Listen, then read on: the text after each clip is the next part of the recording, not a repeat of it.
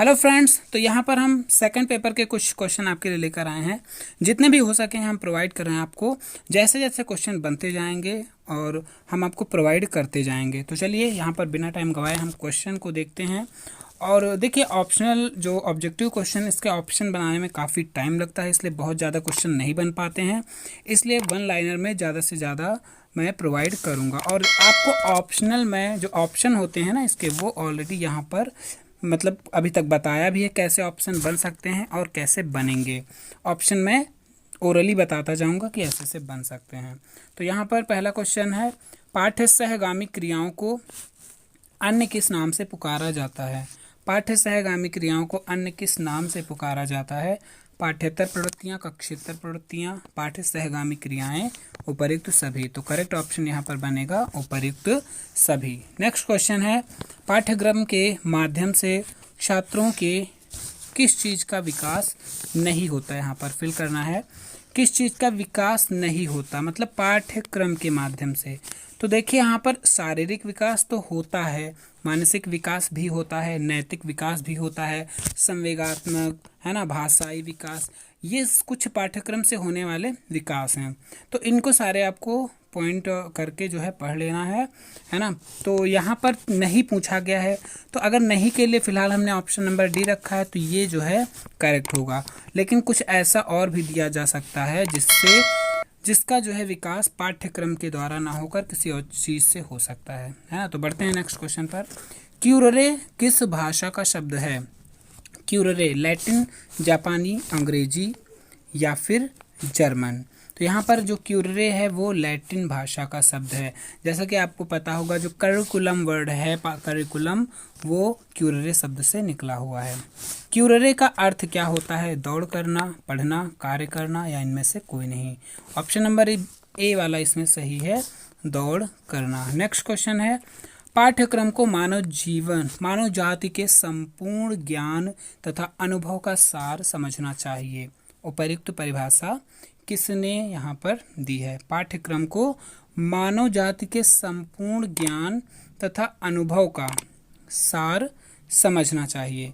Froebel द्वारा, Munro द्वारा, Henry द्वारा या इनमें से कोई नहीं। तो करेक्ट ऑप्शन यहाँ पर बनेगा ए, जो पाठ्यक्रम को मानव जाति का संपूर्ण ज्ञान तथा अनुभव का सार समझना चाहिए। नेक्स्ट क्वेश्चन चले बढ़ेंगे। परिभाषाओं की बात की है मैंने, आप कुछ परिभाषाएं जरूर आएंगे ऑप्शनल के रूप में। चलिए बढ़ते हैं पहले क्वेश्चन पर। नेक्स्ट है वन लाइनर में। तो यहाँ पर ऑप्शन हमने नहीं रखे हैं, तो ऑप्शन में ऑलरेडी आपको बताऊँगा, कुछ मतलब बताया है अभी तक, है ना। छात्र तथा अध्यापक को जोड़ने का कार्य करता है। कौन जोड़ने का कार्य करता है। पाठ्यक्रम जोड़ने का कार्य करता है। यहाँ पर ऑप्शन के रूप में विषय वस्तु, मतलब खेल का मैदान, समाज, ये सब चीज़ें रखी जा सकती हैं। तो अध्यापक के अलावा छात्रों के लिए दूसरा पथ प्रदर्शक कौन सा है। अध्यापक के जो है अलावा छात्रों के लिए दूसरा पथ प्रदर्शक कौन, मतलब पथ प्रदर्शक है, क्या है, पाठ्यक्रम है। नेक्स्ट क्वेश्चन है, पाठ्य वस्तु में किस की ओर ध्यान दिया जाता है। पाठ्य वस्तु में ज्ञानात्मक पक्ष की ओर ध्यान दिया जाता है। तो यहाँ पर ज्ञानात्मक पक्ष की पाठ्य वस्तु की बात हो रही है। पाठ्यचर्या, देखिए पाठ्यचर्या या पाठ्यक्रम जिसे कहते हैं आप लोग, पाठ्यक्रम और पाठ्य वस्तु में जैसा कि अंतर बहुत ही पॉपुलर रहता है, पाठ्यक्रम और पाठ्य वस्तु। तो यहाँ पर पाठ्य वस्तु की अगर हम बात करें तो केवल और केवल ज्ञानात्मक पक्ष पर इसमें ध्यान दिया जाता है, जो किताबों में चीज़ें छपी रहती हैं उनके ऊपर, है ना, ज्ञान।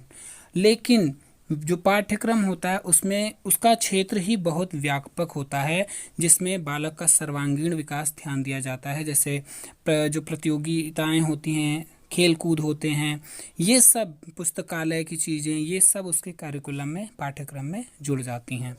तो यहाँ पर पाठ्य वस्तु की एक्सप्लेन अगर आपको ज़्यादा लग रहा हो तो कमेंट बॉक्स में बता दीजिए, इतना मैं ना एक्सप्लेन करूं, लेकिन एक्सप्लेनेशन से ही आपको कंसेप्ट क्लियर होगा। अगर आपको पता है ये चीज़ तो अच्छी बात है, लेकिन जिसको नहीं पता है उसके लिए मैं बता रहा हूँ कि पाठ्य वस्तु, ये बहुत इंपॉर्टेंट, एक क्वेश्चन तो इससे बनना ही बनना है पाठ्य वस्तु और पाठ्यक्रम को लेकर, मतलब मिनिमम, बाकी 3-4 क्वेश्चन दोनों से मिक्स कहीं ना कहीं रिलेटेड करके बनाए जाएंगे। बहुत इंपॉर्टेंट टॉपिक है पाठ्यक्रम और पाठ्य वस्तु। तो पाठ्य वस्तु में इतना याद रखना है कि केवल जो कक्षा में जो किताबों के द्वारा केवल ज्ञान प्रस्तुत किया जाता है उसको रखा जाता है पाठ्य वस्तु, और मतलब मोटे मोटे शब्दों में हम बता रहे हैं। और रही बात पाठ्यक्रम की, तो उसमें बालक के विद्यालय में प्रत्येक होने वाली चीज़, हर क्रियाएं है ना, जो एक्टिविटीज़ हैं, जो लाइब्रेरी है या प्लेग्राउंड है, ये सब चीज़ें उसकी करिकुलम में शामिल करी जाती हैं। नेक्स्ट है, किस पाठ्यक्रम में कुछ विषय तो अनिवार्य होते हैं। किस पाठ्यक्रम में कुछ विषय तो अनिवार्य होते हैं तथा अन्य विषय ऐच्छिक होते हैं। मतलब देखिए यहाँ पर जो एक पाठ्यक्रम का आपको तरीका मिलेगा, एक होता है कोर पाठ्यक्रम, दूसरा हमने नेक्स्ट क्वेश्चन में लिया है मूल पाठ्यक्रम, है ना। तो कोर पाठ्यक्रम में क्या होता है, इसमें कुछ विषय अनिवार्य होते हैं तथा कुछ विषय ऐच्छिक होते हैं कोर पाठ्यक्रम में। और मूल पाठ्यक्रम क्या होता है, इसमें देखिए जो इसमें आने वाले क्वेश्चन मतलब बन सकता है, तो इसमें ये बन सकता है कौन सा विषय मूल पाठ्यक्रम का विषय नहीं। तो मूल पाठ्यक्रम जैसा कि प्राइमरी लेवल के लिए इम्पोर्टेंट रहेगा, यहाँ पर देखिए, है ना, ये सारे किस में आते हैं, मूल पाठ्यक्रम में आते हैं। इनको पढ़ लीजिएगा और याद कर लीजिएगा। नेक्स्ट है पाठ्यक्रम की कनिंघम की परिभाषा सबसे लोकप्रिय है। जो पाठ्यक्रम की परिभाषा हमने दी है यहाँ पर, कनिंघम पूछी जा सकती है। देखिए क्या है परिभाषा, पाठ्यक्रम अध्यापक रूपी कलाकार के हाथ में वह साधन है जिसके माध्यम से वह अपने पदार्थ रूपी छात्र को अपने कलाग्रही रूपी स्कूल में विकसित करता है। तो मोटे मोटे दिमाग में हो सकता है इसके वर्ड कुछ चेंज करके भी दिए जा सकते हैं, क्योंकि अगर दो बुक की कंपैरिजन करें तो शायद ही सेम प्रिंट मिल जाए या एक आध शब्द इधर उधर कहीं ना कहीं आपको हेरफेर मिलेगी। तो मेन चीज़ आपको याद रखना है, अध्यापक को कलाकार के रूप में माना है ना, और जो छात्र है उसको पदार्थ के रूप में माना है, और वो कलाकार रूपी अध्यापक जो है वो अपने छात्र को अपने कलाग्रही रूपी स्कूल में विकसित करता है। बहुत ही इंटरेस्टिंग यहाँ पर परिभाषा है। अब यहाँ पर देखिए कुछ नोट्स हैं, जैसे कि हमने बताया ये फर्स्ट यूनिट है, यहाँ पर सेकंड यूनिट मत समझ लीजिएगा, ये टॉपिक है उसका सेकंड, तो फर्स्ट यूनिट है ना। तो यहाँ पर देखिए फर्स्ट यूनिट की जो कुछ मेन पॉइंट्स हैं, पाठ्यक्रम के तत्व, उद्देश्य, पाठ्यक्रम की क्या क्या चीज़ें इंपॉर्टेंट हैं, उद्देश्य क्या होने चाहिए पाठ्यक्रम के, कैसा पाठ्यक्रम होना चाहिए, उसके क्या उद्देश्य हैं, अंतर्वस्तु, अधिगमकर्ता, अनुभव और मूल्यांकन। तो इसमें उद्देश्य, मूल्यांकन और अधिगमकर्ता, मतलब ये 3 चीज़ें ज़्यादा इंपॉर्टेंट रहेंगी, अंतर्वस्तु उतना इंपॉर्टेंट नहीं है। तो यहाँ पर चलिए क्वेश्चन देख लेते हैं कैसे जो है हाईलाइट किया हमने। तो व्हीलर के अनुसार, यहाँ पर क्वेश्चन क्या है आप खुद पढ़ लीजिए। तो व्हीलर के अनुसार पाठ्यक्रम संरचना के कुल 5 सोपान या 5 पद हैं, इनको पढ़ लीजिए आप, एक एक करके हमने हाईलाइट कर लिया है। एक क्या होता है, देखिए थोड़ा सा इंपॉर्टेंट रहेगा, 5 सोपान किसके, पाठ्यक्रम संरचना के। तो सबसे पहले उद्देश्य का निर्धारण किया जाता है, फिर अधिगम अनुभवों का चयन किया जाता है, फिर अंतर्वस्तु का चयन किया जाता है, और उसके बाद अनुभव एवं अंतर्वस्तु का संगठन और फिर मूल्यांकन किया जाता है। ये डायग्राम है, इसको समझ लीजिएगा, 5 चरण है। फिर यहाँ पर परिभाषाएं दी हैं, मतलब सबने क्या क्या चिंता जताई है अपनी, इसके उद्देश्य क्या हैं। देखिए क्वेश्चन आप ध्यान से देख लीजिए, पाठ्यक्रम संरचना के प्रमुख सोपानों का वर्णन। तो इसके सोपान हमने पढ़ लिए 5, है ना, इनको आपको याद रखना है बस।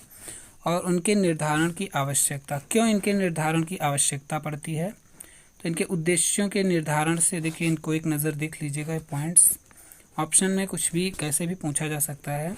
फिर शैक्षिक उद्देश्यों के स्रोत एवं उसकी आवश्यकता का वर्णन। तो यहाँ पर स्रोतों का पता लगाना वैसे तो आसान नहीं होता, लेकिन इनकी अनंत संख्या होने की वजह से इनको मोटे मोटे तौर पर जो है 3 भागों में डिवाइड किया गया है, समाज, व्यक्ति और ज्ञान। ठीक है, जो शैक्षिक उद्देश्यों के मतलब जो शिक्षा के उद्देश्य हैं, शैक्षिक उद्देश्य हैं, उसका स्रोत क्या होता है, उसके स्रोत एवं उसकी क्या आवश्यकता है, उसका वर्णन करना है।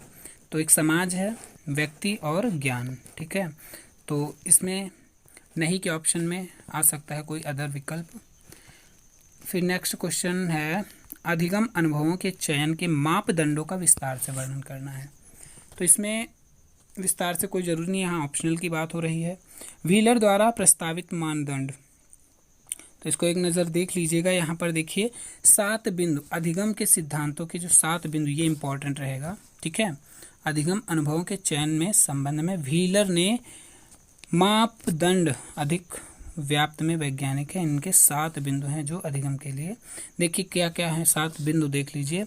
वैधता है, व्यापकता है, विविधता है, उपयुक्तता है, प्रतिमान जीवन और विद्यार्थियों की सहनशीलता, ठीक है। तो कैसा पाठ्यक्रम यहाँ पर मतलब इन्होंने बताया कि जो अधिगम जो अनुभव होता है उसकी वैधता होनी चाहिए, है ना, व्यापकता होनी चाहिए, विविधता होनी चाहिए, उपयुक्तता होनी चाहिए। तो ये हेडिंग के रूप में ऑप्शन में 3 ऑप्शन दिए जा सकते हैं और कौन सा नहीं है वो पूछा जा सकता है, ठीक है। तो टाइम बहुत हो रहा है, चलिए आपको, क्योंकि वैसे भी लगता है मैं ज़्यादा एक्सप्लेन कर रहा हूँ। तो चलिए मिलेंगे नेक्स्ट वीडियो में, और पसंद आए तो लाइक कर दीजिए, शेयर कर दीजिए, चैनल पर नए हैं तो सब्सक्राइब करके बेल आइकन को भी प्रेस कर दीजिए। धन्यवाद।